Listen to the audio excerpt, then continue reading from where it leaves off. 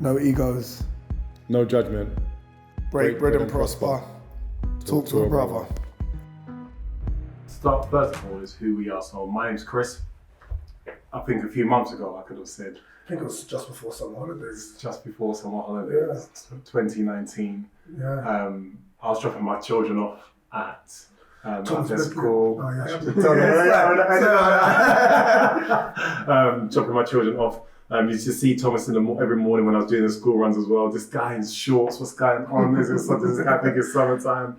And just got talking. Thomas had an MS van.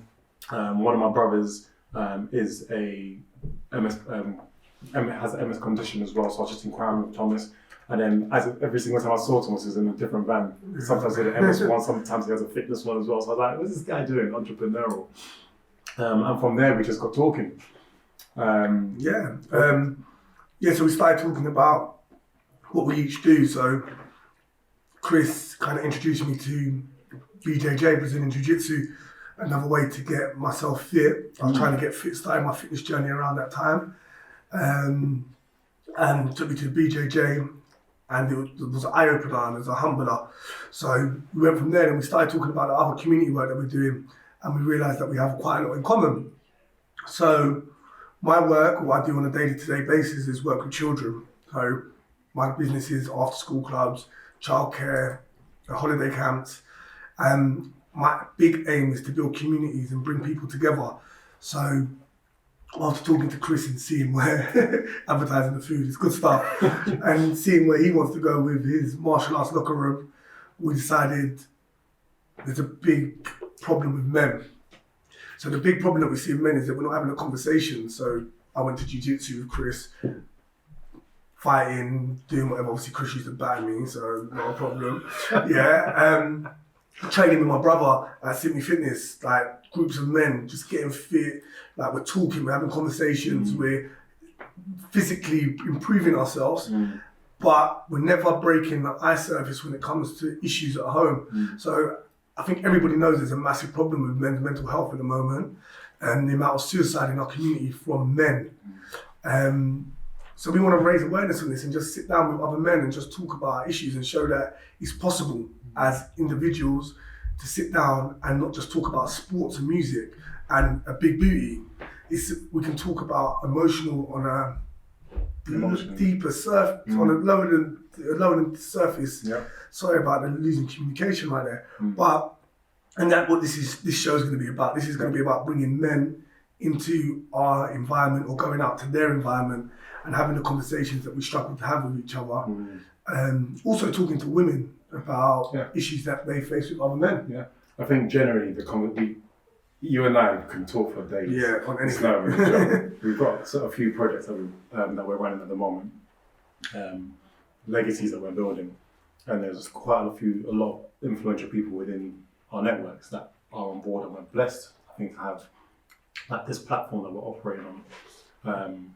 And it's very important what you said, Tom, in regards to creating a platform for brothers and sisters to actually feel comfortable and actually to let people know that they're not alone. We've personally gone on our own journeys, and it's literally scratching the surface of what some people go through. And I've gone through a madness myself of recent through my children and the mothers of my children and my family and the pressures as a young black man, young Nigerian black man as well. Those of you who know Igbos are strong. So as the pressures that I put on myself, going through from childhood to adulthood to parenthood to brotherhood. That's from Hood Lessons, by the way. My brother Andrew Fuller, he knows, he's going to hear this, and he's like, yes. And I've gone through the pressures that I've had and the support network that I've had. I've been able to pull through elements of depression and being low in life, like thinking that all the weight is on my shoulder and not having anyone else to talk to, and just feeling that as a man, especially the way men are portrayed in the media, the way black men, I would say in particular, are portrayed in the media to be that strong guy. Yes, we're British as well, have that stiff upper lip, but the pressures that we put on ourselves, have to be a good dad, have to be the breadwinner, have to be a good partner, have to be. We've got from our parents to prove it to our children, you know, and it's a lot of pressure that we sort of take on ourselves. And I don't think we give ourselves enough of an outlet or enough of enough time to focus on actually becoming men and actually understanding what being a man actually is. I think that's a big one there. What is actually a man? Everyone's definition is different, and we're not kind of taught from a young age. I'm not saying my definition of a man is perfect, or even I understand fully what a definition of a man is, but are we having these conversations not just amongst ourselves with our peers, but with our children as well? So when we've got boys and we're raising boys and we're telling them to be strong and to be a man and to be this, do they know what they're trying to achieve? Because we don't know what we're trying to achieve. And when we want the best for our daughters and we want them to find a partner that is the best man that he can be, how can we define that to them if we don't know what it is ourselves? Absolutely. It's almost like blind leading the blind. A lot of I've had and still have I'm blessed that I have a lot of mentors in my life, from business mentors to life mentors, to even down to spiritual mentors.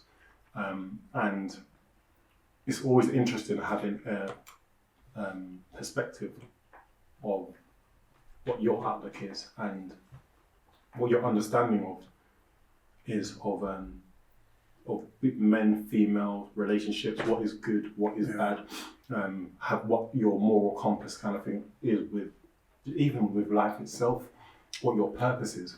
Yeah. And you mentioned training a lot as well. So for anybody that's unaware, we do martial arts as well. So my discipline is jiu-jitsu. Started out at Muay Thai with my brother Cheeks, Team Red Dragons.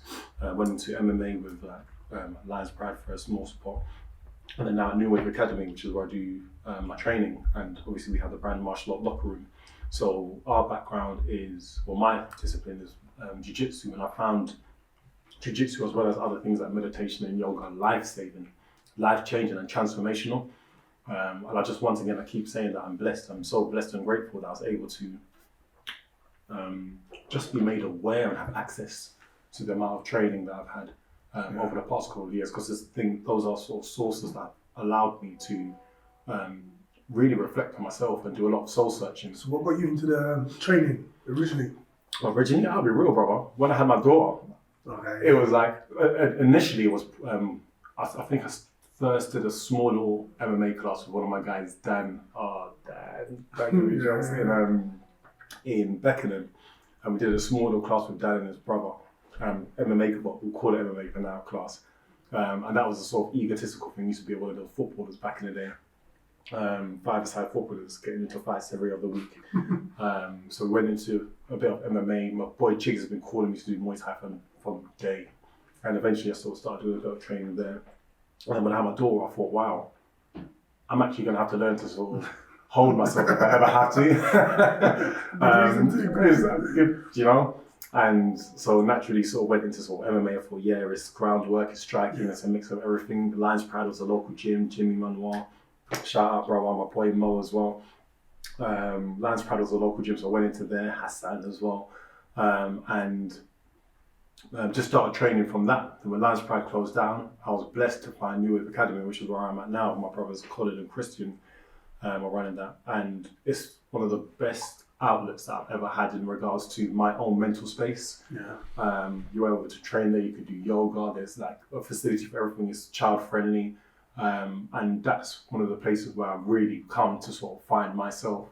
And one of the things that we've been talking about, trying to give back now, is not everybody has the resource or the awareness or the access to places that sort of we've been training on. The fitness things that you do your jogging jam every Sunday morning. There's a lot of programs that you run yourself, but a lot of people in our community don't have those outlets, and sometimes worst case scenario even comes down to suicide. People go through so much depression, trying to hold so much in. People can turn from drugs to alcohol to sex to like, everybody's got their way of trying to sort of relieve, and I see that a lot within my community. No egos. No judgment. Break bread and prosper. Talk to a brother.